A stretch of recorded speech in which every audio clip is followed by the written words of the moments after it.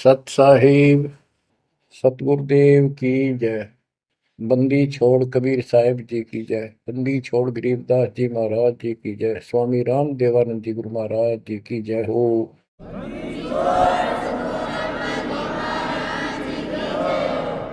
सर्व संतों की जय, सर्व भक्तों की जय, धर्मी पुरुषों की जय। श्री काशी धाम की जय, श्री सुडानी धाम की जय, श्री क्रोथा धाम की जय, श्री बरवाड़ा धाम की जय।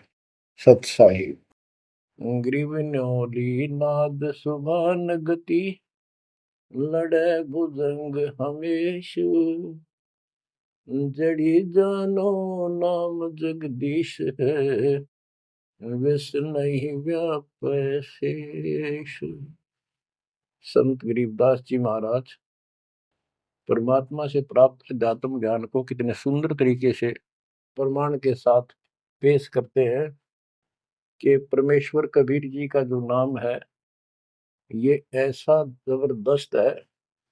कबीर साहब ने बताया कि कबीर जैसे फनपति मंत्र सुन, रख पुन सुकोड़े, ऐसे बीरा मेरे नाम से, गाल चले मुंह मोड़े। ये तो कबीर साहब ने स्वयं बताया। जैसे फनपति सर्प और गारुड़ के मंत्र को सुनकर उससे इतना डर जाता है कि अपने फन को इकट्ठा करके भागने की चेष्टा करता है, ऐसे मेरे नाम से, कबीर नाम से, उस सच्चे मंत्र से यू काल चले मुंह मोड़, ऐसे काल दूर भाग जाता है। गरीबदास जी कहते हैं, यम किंकर कर जोड़ चले तिस देख रे, धर्मराय के अंक मिटावे लेख रे, जीव जुनी नहीं जा बाठा डे गही, दर्ग मंज हजूर पकड़ छे की बही। गरीबदास जी आंखों देखा परमात्मा की शक्ति का वर्णन करते हैं कबीर जी का, कि उनको देख कर यम के दूत हाथ जोड़ के और दूर चले जाते हैं। और फिर परमात्मा ने धर्मराज के दरबार में जाके मेरी बही निकाली। बही वो बुक, वो पैड जिस पे अकाउंट लिखा था, और परमात्मा ने कहा ये मुझे दो, ये मेरा भक्त हो गया, इसने मेरी दीक्षा ले ली।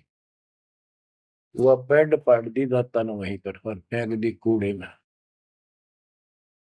दरगह मंज हजूर पकड़ छे की बही, जीव जोनी नहीं जा बाठा डे गही।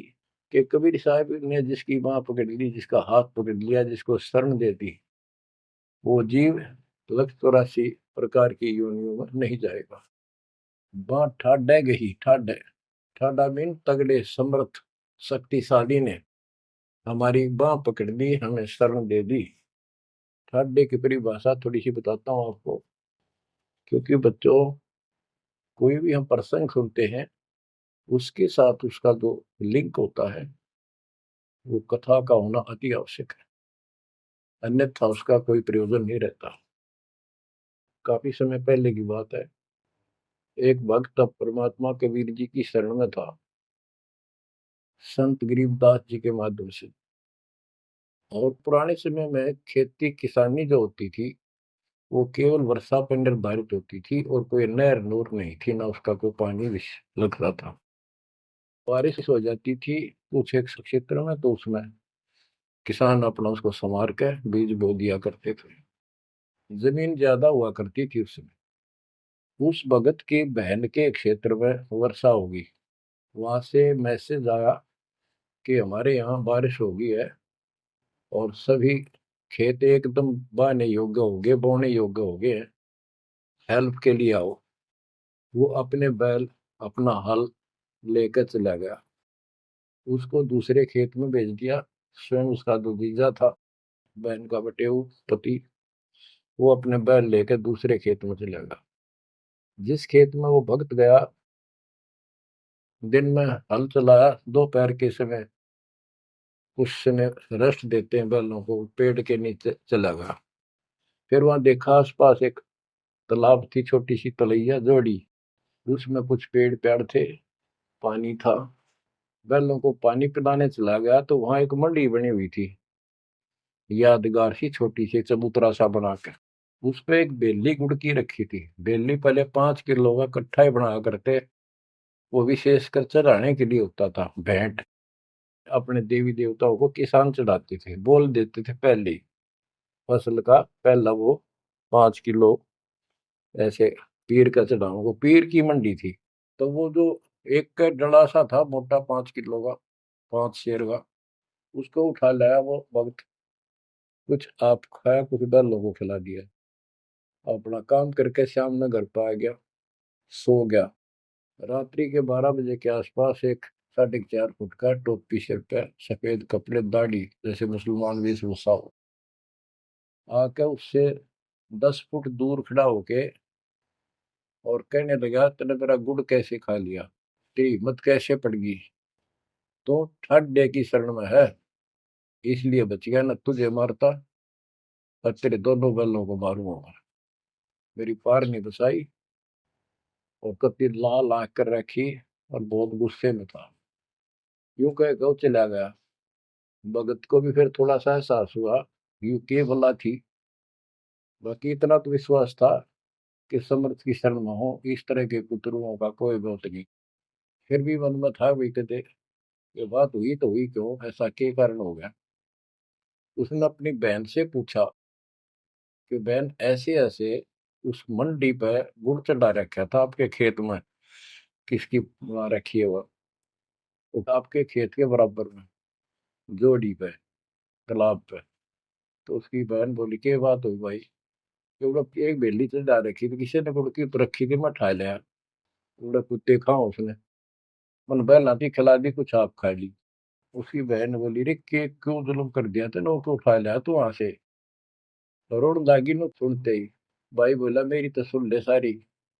वो एक इतने 4.5 फुट का, 4 फुट का आदमी होगा, और सफेद कपड़े पहन रखे, ऊपर टोपी, मुसलमान टाइप सा था, और मेरे से 10 फुट दूर खड़ा होगा, रात को आया। और इन्होंने बोला, तेरी हिम्मत कैसे पट गई, मेरा गुड़ उठा लिया, तने खा कैसे लिया। मैं बोला, नहीं वो आप पे बोलेगा। ने बोला, तू ठाड्डे की शरण में है, न तुझे मारू और तेरे दोनों का लाल मारू। लाल आके रखी थी, और नो कहकर चला गया वापस।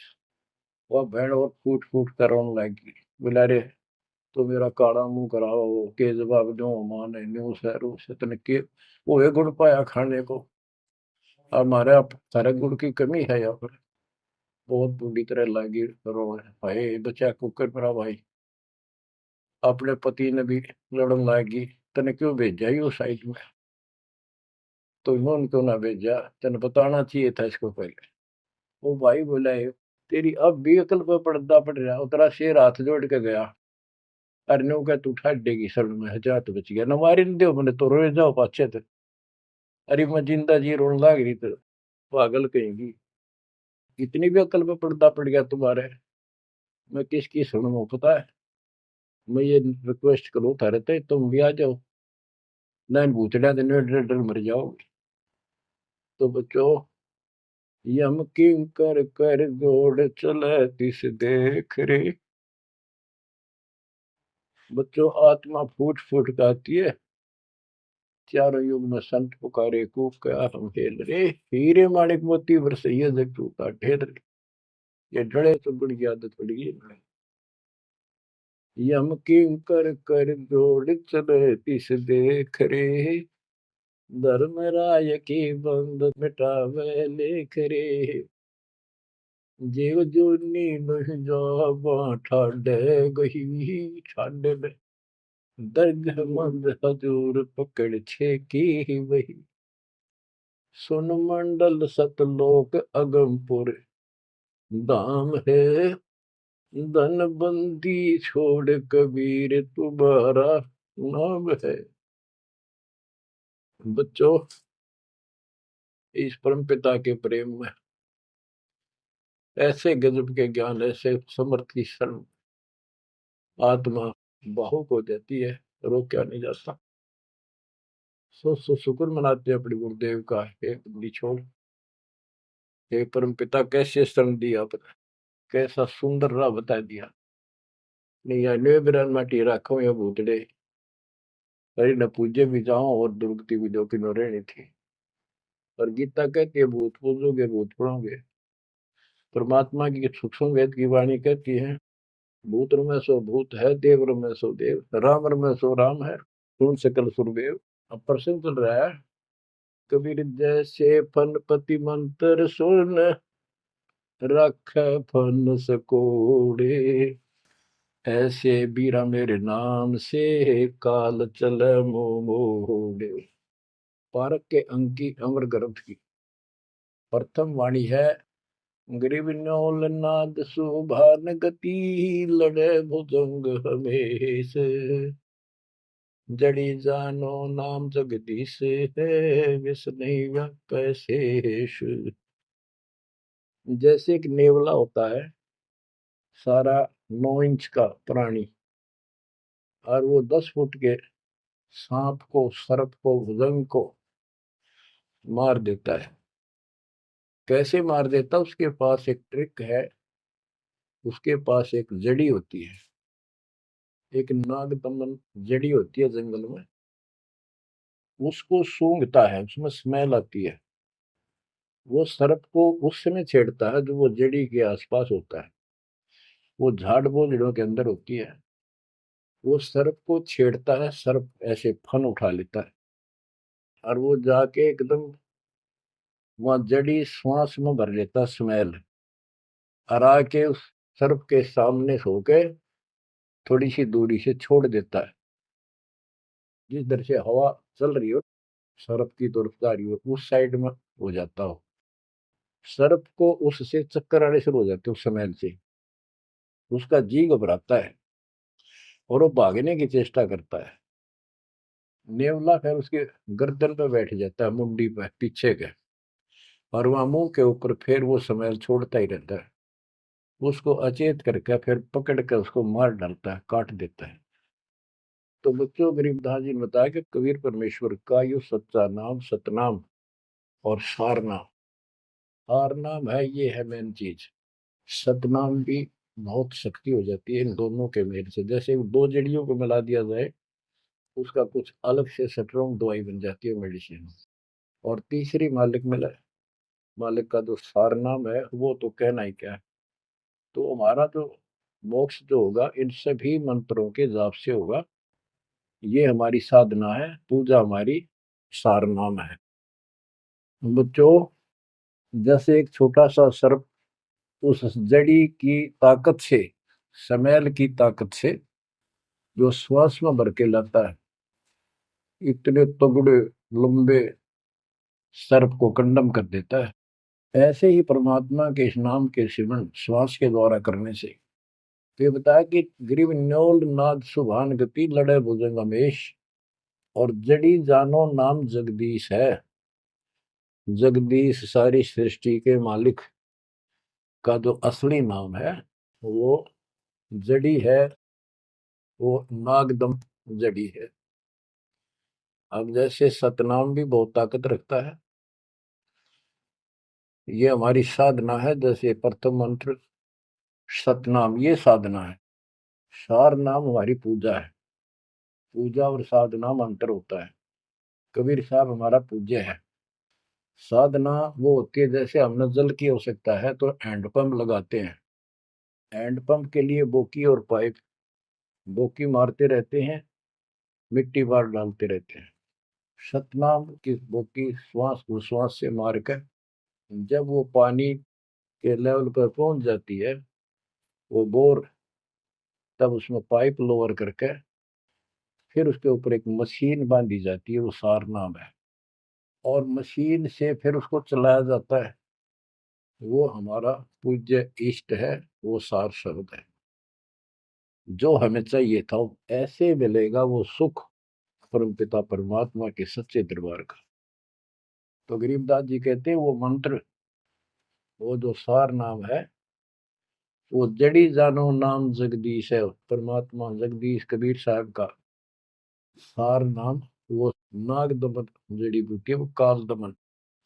और विष्णु व्यापक शेष, छोटे से सांप की बात छोड़ो, शेष नाग जो सबसे बड़ा ताकतवर 1000 फुट का बंदर है, यानी काल 1000 भुजा का ताकतवर है, ये भी निकट नहीं आ सकता। बच्चों, किस्मत सराहा करो अपने, 100 गुण गाया करो। गरीबदास जी कहते हैं, गरीब साधों से ते मस्करी, ये चोरों नाल खुशाद, मल अखाड़ा जीतेंगे ये युगन युगन के माल। माल, रेसलर, पहलवान, इन नकली गुरुओं से तो खुश है सारा संसार, साधों से ती मस्करी, इन चोरा नाल खुशाद। हाय हाय, इन चोरों से, झूठे गुरुओं से खुश, और साधु संतों के मजाक करते हैं। ये तो मल अखाड़ा जीतेंगे युगन युगन के बाद। आप हो वो युगन युगन के माल। बच्चों, आपको बहुत बार प्रमाण दिए जाते हैं, देता ही रहूंगा आखिरी सांस तक, क्योंकि सिलेबस यू है। टीचर सारा साल सिलेबस पढ़ाता है, उल्टा सुल्टा उन्हें कोई रट्टा लगवाता है, और तब बच्चे सफल होते हैं। परमात्मा योगों से आपके साथ है।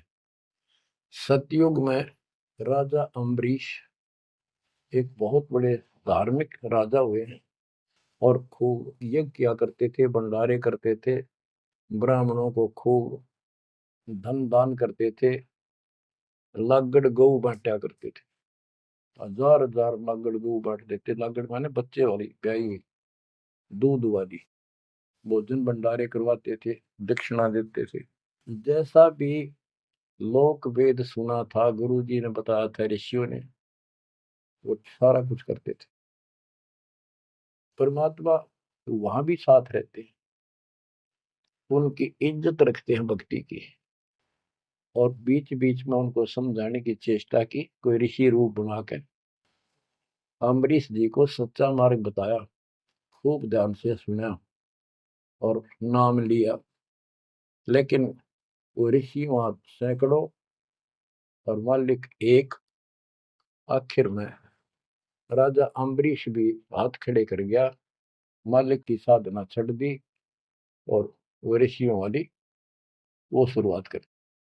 इतने अच्छे भगत विष्णु जी के बने हुए थे। बच्चों, अब हंसी भी आती है, दुख भी होता है। गरीब वेद पढ़े पर भेद न जाने, वाचे पुराने ठारा, और पत्थर की पूजा करे, भूल गए सृजनहारा। वेद पढ़ा करते ऋषि उस समय, केवल वेद।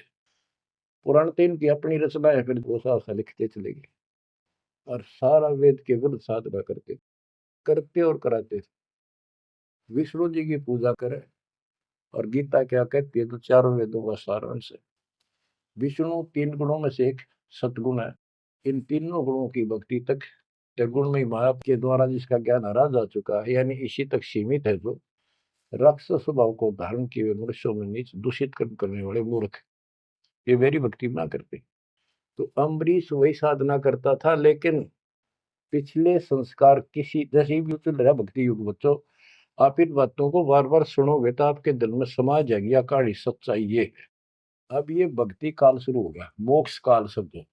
इसमें हजारों वर्षों तक चलेगा, अरबों भगत बच्चे बेटा बेटी पार होंगे, जो चलेगा जो भी लाखों वर्ष और भी चलेगा। लेकिन वो साधना करते रहेंगे, लेकिन उनका विश्वास इतना नहीं बनेगा, वो फिर यही रह जाएंगे काल के जाल में। उन्हीं में से फिर, क्योंकि उनकी भक्ति जबरदस्त है, शास्त्र अनुकूल है, अगले सतयुग में उन्हीं पुण्यात्माओं को काल जन्म देगा, उनको पहले ऊपर के लोकों में रखेगा। ऊपर के लोकों में, स्वर्ग में देवता हजारों लाखों वर्ष वहां रहेंगे। यानी एक कोल्लू के साथ चक्कर है, चैन है, चैन। उस चैन पर जैसे डाल देते हैं, ब्रह्म लोक में गए, फिर चक्कर काटते काटते विष्णु लोक, शिव लोक, सारे अपने कर्म फोड़ के भोग के खत्म करके, फिर भी उनके पुण्य इतने बच जाते हैं कि सतयुग में जन्म देते हैं उनको। और सतयुग में भी अच्छे पुण्य कर्मी फिर राजा बनते हैं। और वह भक्ति, ये वाली भक्ति कसक और वो शेष बची ताकत फिर भी साथ रहती है। और इस कारण से भगवान भी उनके साथ रहना पड़ता है। जो बच्चा गऊ की नजर में, यूं साईं को संत, भक्तों के पीछे फिर भक्त वत्सल भगवंत। कबीर जो जन मेरी शरण है, ताका हूं मैं दास, गेल गेल ला गया करो जब लग धरती आकाश। तो अपने इस विधान अनुसार अम्बरीश से मिले। ठीक है, एक बार तो यह बात इतनी गजब की है, सारी ठीक ठीक लगती है, लेकिन माहौल खराब होता है। ये ज्ञान बताने वाला एक होता है, दूसरा समर्थक नहीं होता। उस दिन में वो भूल जाते हैं और इसी लोग बहका देते हैं, कहाँ सी बातें करते हो, वेदों में ऐसा कहीं नहीं है, वेदों में ऐसा नहीं है। अब दास तो कहना चाहता है, फिर अगले जन्म उस भक्ति से वो अम्बरीश राजा स्वर्ग गया, स्वर्ग में अपनेपन भोगे। फिर त्रेता युग में फिर राजा जनक के रूप में वह आत्मा ने जन्म लिया। वहां भी खूब भक्ति करी, विष्णु के कट्टर पुजारी। वही भावना वही भाव फिर भरा हुआ था, परमात्मा फिर भी मिले उनको। लेकिन राजा और सिद्धियां इतने ठाठ बाट और बकाने वाले वो गुरु निरे ऋषि हमारी ऐसी घिस काट रखी काल में, हम ऐसे मूर्ख बना रखे, थोड़ा सा भी सुख हो जाए, कोई प्रभुता कोई पद प्राप्त हो जाए, हम खुद भगवान बन जाते हैं। लेकिन पिछली धार्मिकता के अनुसार हम कुछ धार्मिक भी बने रहते, लेकिन रहते वही के वही। और अम्बरीश राजा इतने अच्छे भगत थे, पिछली सिद्धि शक्तिमान की वो भक्ति की सही थी। एक बार दुर्वासा ऋषि ने उनके ऊपर सुदर्शन चक्कर छोड़ दिया। दुर्वासा कहता था कि तू ये साधना छोड़ दे, मैं बताऊं वाह कर। अम्बरीश ने हाथ भर ली पर छोड़ी नहीं। अगली बार गया, उसने गुस्सा हो गया कि तू मानना नहीं मेरी बात, तेरा सिर काट दूंगा, इतना गुस्सा।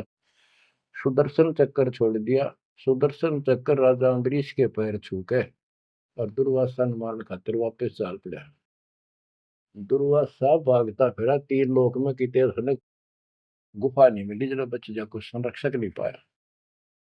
परमात्मा कबीर जी ने विष्णु रूप बनाया, एक सवाल आ दी, एक मिनट में क्या कर दी कर दिया बोलो में। दुर्वासा ने देखा भगवान विष्णु बैठे, वहीं पहुंच गया और कंप पे डांक ठोक रखी, मन बचा लो भगवान, बचाओ मुझे, सुदर्शन चक्र मुझे मारेगा। परमात्मा बोले क्या गुस्ताखी कर दी, क्यों मार रहा है तेरे को। फिर वह सारी कहानी बता दी। भगवान बोले कि भक्ति के भाव से चलो, ये ताकत से नहीं चलता ये मार्ग। अपना ज्ञान दो, कोई मानने ठीक है, ना मानो मत ना मानो, मुझे बचाओ भगवान मुझे बचाओ। उसमें सुदर्शन चक्कर रुक गया, खड़ा हो गया दूर, भगवान की शक्ति से डर के देख के। तो दुर्वासा को विश्वास हो गया कि यहाँ बचाओ हो सकता है, माफ करो मुझे माफ करो। परमात्मा बोले अम्बरीश के पैर पकड़े, वो बचाओगा तुम्हें इससे, मैं नहीं बचाऊंगा। हाथ जोड़े, हे भगवान आपके दरबार में मैं नहीं बचूंगा, कहाँ भेजो हो दाता, मैंने तो रास्ते में मारेगा। मिला जा, वही जान बचेगी तेरी। अम्बरीश के चरणों में गिरा वो, जिसने 56 करोड़ यादव मार दिए थे एक वचन पे। तो कहते हैं अपनी देसी कहावत हमारे यहाँ, शेर न सोआ शेर, जरूर टकराया कर, यही बकवाद करनी है ना। अम्बरीश के चरणों में मत्था टेका उसने, मेरी जान बख्शो महाराज, जान बख्शो बख्श दो। अम्बरीश राजा बोले महाराज मैंने कुछ नहीं कहा, तेरा कर्म तुझे मिला। और वो सुदर्शन चक्कर हाथ से पकड़ लिया राजा अम्बरीश ने और ऑफ कर दिया, शांत हो गया। बोला ले जा तेरी तोब। और भक्ति के भाव रहना चाहिए इंसान। बच्चों, अम्बरीश राजा की इतनी महिमा होगी, ऋषि भी हैरान थे जो उनके गुरु लोग थे। वो नहीं छोड़ कहते, मन तू सुख के सागर बस रे, और न ऐसा यस रे। तू सुख के सागर बस रे, ये झूठे यशों में कुछ नहीं धरा। वह सतयुग में महिमा होगी, फिर राजा जनक बन गए। राजा जनक वही भाग्य बाबा नानक बने। जब एक सुखदेव नाम के बाल ब्रह्मचारी माँ के गर्भ से भक्ति ले रहे थे और आकाश में उड़ जाने की सिद्धि थी। उस अर्धी की गांठ से पंसारी बढ़ जाते ये अपने बराबर किसी ने नहीं समझा था। राजा जनक के पैरों में पड़कर स्वर्ग तक जाने का विरोध करवाया। वो मोक्ष तक वो दूर की बात है, वो तो मार्ग ही नारा है। गरीब सुखदेव ने 84 भुगती बिना पजावे खरगो, तेरी क्या बुनियाद परानी, तू पेंडा पंथ पकड़ो। के सुखदेव जैसे ऋषि जिसकी टूटी बोला करती सारे देवता उसका सम्मान करते थे, बड़ा पहुंचा हुआ है, वो भी फिर 84 लाख योनियों में गया। राजा जनक से दीक्षा ली। पहले तो यूं कहता मैं बाल ब्रह्मचारी ब्राह्मण ऋषि, जनक विदेही राजा भाई कैसे शीश नवाऊं जाई। सुखदेव बोले ज्ञान विवेक का हमने स्त्री का मुख नहीं देखा। राजा के 10,000 रानियां। तो गरीबदास जी कहते हैं गोरख से ज्ञानी गणे सुखदेव जति जिहान। वो अपने आप को जति मान रहा था। और सीता सी वो बारिया संत दूर स्थान। संत के घर बहुत दूर है, इन बात का तो नहीं भाई इसने ब्याह करवा रखा है, इसका न्यू हो रहा था, ये संत कैसे हो सकता है। 10,000 रानी थी, फिर भी उस नकली थे दो भी अच्छा था राजा जनक। बच्चों ये मूल ज्ञान है, ये निचोड़ है, निष्कर्ष है, ये तत्व ज्ञान है। और राजा जनक रूप में बहुत गणे यज्ञ किए, बहुत प्रमाण है पुराणों में। बहुत धर्म भंडारे लाए, यानी दूध वाली गाय बाटी साधु संत, तो वो धर्म पुण्य बन गए। अब देख काल कैसे ठगी करता बच्चों, सारे पॉइंट याद रखने पड़ेंगे, बेमतलब अपने धन ने खोया नहीं करते। राजा जनक और सुखदेव विमानों बैठकर स्वर्ग जान लग रहे। रास्ते में 12 करोड़ आत्माएं नरक में तंग पा रही थी, हाहाकार मचा रोवे। राजा जनक ने कहा ये आवाज कहां से आ रही है चिल्लाने की, रोको मेरा विमान रोको। रोक दिया। उनको बताया गया कि यहाँ एक नरक है, उसमें 12 करोड़ आत्माएं जीव अपने कर्म दंड भोग रहे पाप। राजा ने कहा इनको छोड़ दो, इनको कष्ट ना दो। तो वहां जो उनके साथ गए थे देवदूत यमदूत, वो कहने लगे जी यहाँ आपका हुक्म नहीं चलता, यहाँ का राजा धर्मराज है, उसके आदेश से सब कुछ होता है। बोला या तो मुझे इस नरक में डाल दो, मुझे भी यहीं छोड़ दो, ना इनको निकाल दो। धर्मराज तक बात गई। धर्मराज जी वहां आए, बात सुनी। धर्मराज बोले राजन अपने अपने कर्मा का फल सब न भोगना पड़ता है, ऐसे नहीं कुछ हो सकता। तो राजा आकड़ गया। भाव यानी एक परमार्थी भाव, परमार्थ भी हिसाब का होना चाहिए, तो आदमी कोई परमार्थ नहीं चला गया कि मैं या तो मुझे यहाँ छोड़ दो या इनको साथ लो मेरे। तब धर्मराय ने एक विकल्प निकाला कि आप अपने पुण्य दे दो इनको, आधे या जितने चाहते हो उतने समय तक इनको आपके साथ वहां स्वर्ग में भेज देंगे। राजा ने 50% पुण्य दान कर दिए। सबको बिठा के 12 करोड़ आत्माओं को विमान में बिठा के और स्वर्ग ले गए। बच्चों सुखदेव ने गलती करी नहीं, वो तो आज तक स्वर्ग में है। और वो राजा जनक ने आधे पुण्य खत्म कर दिए, बाकी के पुण्य में झाड़ के खा के खर्च के खो खंडा के बाबा नानक रूप में जन्मे। पहले राजा थे 2 जन्मों में, दुनिया भर के नौकर होते थे, और फिर हैंड टू माउथ हो गए, खुद नौकर लगे नवाब के मोदी खाने में गोदाम में। अब बच्चों अब हमने सावधानी न्यों भी बरतनी है, अपने नाम ने अपने भक्ति ने नष्ट नहीं करा, किसी के ऊपर भावुक हो गया। एक बताओ था कि मैंने अपने भाई दुखी हो रहा था, उसको अपने पुण्य दे दिए, भक्ति दे दी, वो तो ठीक हो गया, मेरी डूबती हो रही है, बुरा हाल हो रहा ना, वो दिक्कत होगी, बीमारी होगी, आगे तागे दुख होने लग के। तो ये बकवाद नहीं चले, मर्यादा जो बनाई है उसको संभालो। तो कहने का भाव ये है कि आपको इस पॉइंट पे लाना चाहता हूँ।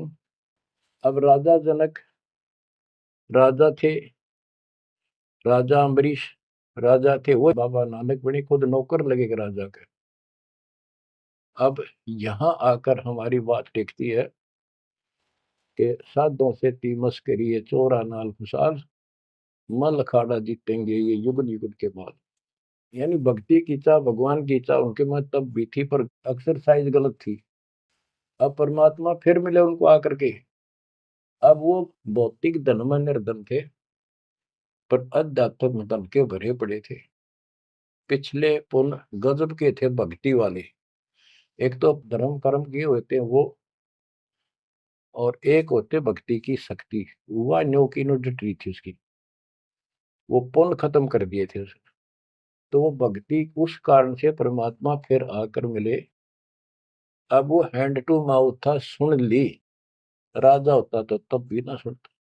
तो बच्चों, आज आप से कितने निर्धन हो और कितने धनवान हो, आप उस मालिक के सच्चे बच्चे हो। पिछले जन्म जन्मांतर से आप भक्ति करते हुए आ रहे हो।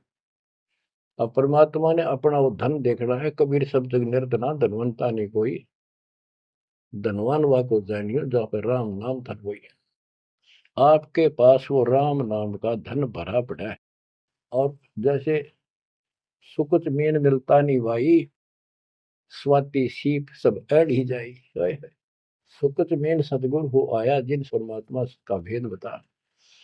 जैसे सीप और मोती का उदाहरण दिया जाता है कि स्वाति भी मिल गई सीप को, ऊपर की बूंद, मोती भी बन गया। लेकिन एक सुकुच मीन जब उसमें टक्कर ना मारे, उसने खुल नहीं, तो वह मोती माए गड़ गया और वह सीप भी मर गया। तो बच्चों, ये भक्ति धन थारा इब कभी नहीं गड़ मर जाता, सतगुरु ना मिलता था। तो अब आपका वो मोती सुरक्षित है। अब कहते सुकुच मीन सतगुरु हो आया, जिन परमात्मा का भेद बता। तो बच्चों, फिर बाबा नानक को मालिक ऊपर लेकर गए और उनको वो सच्चा राह बताया। उसके बाद उनकी जिंदगी बदल गई। यानी पहले वकील हो रहे थे काल के, सुने नहीं थे। अब जो बाबा नानक जी हिंदू धर्म में जन्मे थे, खत्री गोत्र था, और भगवान विष्णु कृष्ण राम कुर्बान थे इनके ऊपर। गीता का पाठ ब्रजलाल पांडे से पढ़ा करते थे और गीता पढ़ते थे। दाता मिले तो खूब तर्क वितर्क किए। आखिर में बोले अखा वेखूं तो मानो। तो परमात्मा ने आई विटनेस भी बनाने थे। बेई नदी सुल्तानपुर के साथ से बह रही है। सुल्तानपुर में बाबा नानक की बड़ी बहन ब्याह रखी थी। वह अपनी बहन के वहां रहते थे, नौकरी करते थे नवाब के। सुबह सुबह स्नान करने जाया करते थे उस नदी पे। वहां परमात्मा ने 2-3 मीटिंग करी। तीसरी बार जब आए, ने बोले आंखें देखो जो मानो। बात सारी समझ में आ गई। गीता बार बार देख ली, पढ़ ली, सच्चाई भगवान कोई और है। और चाव भी थे, पर पुराना ज्ञान और कोई नो समर्थक नहीं गया, बात सच्ची है। तो वो कहने लगे आंखा देखो तो मानो। कबीर साहब और बाबा नानक जी परमात्मा समकालीन थे। बाबा नानक जी का जन्म सन 1469 में हुआ, 1469 में। और 1539 में वो शरीर छोड़ के गए। और परमात्मा जी 1518 में गए। तो 1469 से 1518 तक समकालीन थे। तब आंखों देखा सतलोक 3 दिन तक नानक साहब जी का शरीर कहीं और छुपा के उनकी आत्मा को लेके गए, फिर छोड़ा तीसरे दिन। उसके बाद तो दुनिया बदल गई उनकी। वो सब पूजाएं त्याग माल की शरण में आ गए। घर में विरोध, सारे समाज में विरोध है। उसके पिता भी बहुत दुखी हो गए, तो के पैदा हो गया हमारे, देवी देवताओं को ऐसा गलत बोलता है। तो बहुत परेशान हुए। लेकिन जब आंखों देख ली, कौन सुने किसकी। सूरवीर होते हैं संत, संत सिपाही और शेर पीछे नहीं हटते। तो बच्चों, सारा ज्ञान सत्संग से होता है। परमात्मा का और उस प्यारी आत्मा का, आत्मा और परमात्मा नानक साहब का सत्संग हुआ। सत्संग से बात स्पष्ट हुई। अब पारक के अंक की वाणी सुनाता हूँ कुछ। साधों से ती मस्करी ये चोरा नाल खुशाल, मल अखाड़ा जीतेंगे ये युगन युगन के माल। अब वो बाबा नानक युगन युगन के माल थे और वह जीते, डट के खड़े हो गए। फिर जब ज्ञान समझ में आ गया, सारा संसार मीराबाई थी युगन युगन की माल, सत्संग में जाना ना छूटे माँ, फिर जल के मरो संसार। तो बच्चों इस स्थिति में तुम नहाना पड़ेगा एक दिन, जब जाता राजी होगा। और ये ज्ञान खुद देता है भगवान, और वो आत्मा जो इसको सुनकर कुर्बान हो जाती है, वो महान आत्मा होती है। गरीब अंश गवन करते नहीं, मान सरोवर छाड़, कौवे उड़ उड़ जात हैं खाते मसाहाड़। हंस और कौवे और बुगले सब पक्षी कहलाते हैं। हंस उस मानसरोवर को नहीं छोड़ता जहां उसका आहार मोती होते हैं, और कौवे वहां टेके नहीं, क्योंकि उन्हें तो जगह जगह जाकर मांस खाना, हाड खाड़े हाडों का मांस चाटना, किसी पशु के जख्म में चोंच मारना, ये कौवियों जैसी व्यक्ति के लोगों का स्वभाव होता है कि दुखी उनका अपना उल्लू सीधा हो, स्वार्थ सिद्ध हो, ताकि अगला कितना दुखी हो। ये कौवे जैसे जीव होते हैं। अब यहाँ बताते हैं, कबीर साहब कहते हैं, गरीब अंश गवन करते नहीं, मान सरोवर छाड़, कौवे उड़ उड़ जाते हैं खाते मांसाहाड़।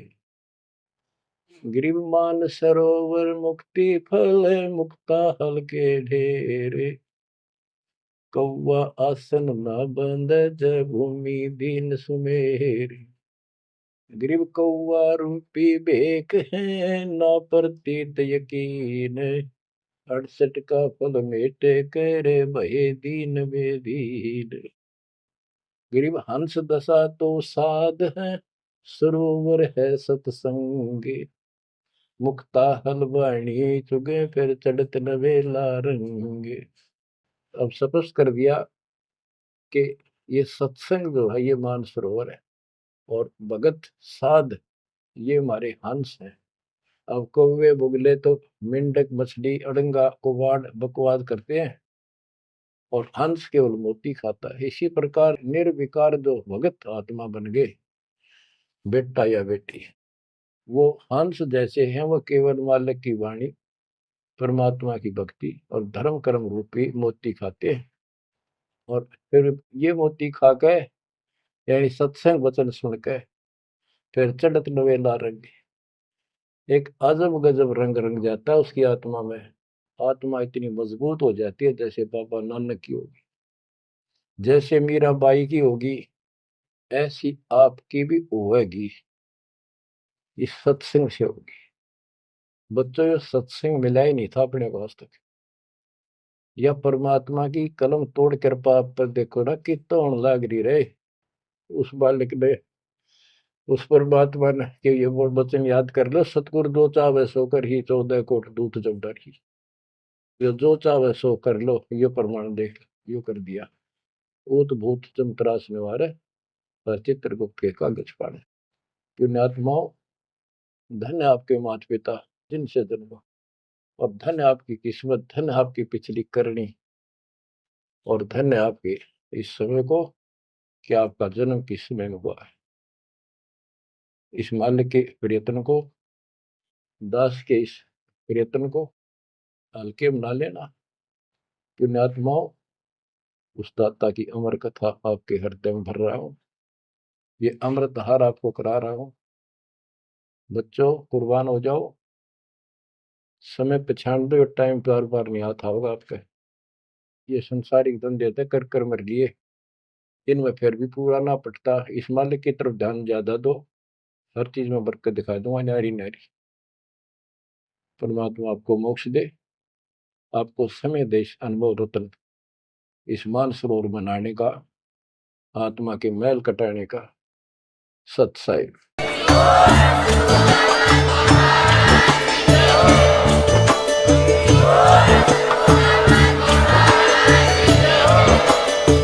सुन रहे थे जगत गुरु तत्वदर्शी संत रामपाल जी महाराज जी के मंगल प्रवचन। अधिक जानकारी के लिए विजिट कीजिए हमारी वेबसाइट www.jagatgururampalji.org।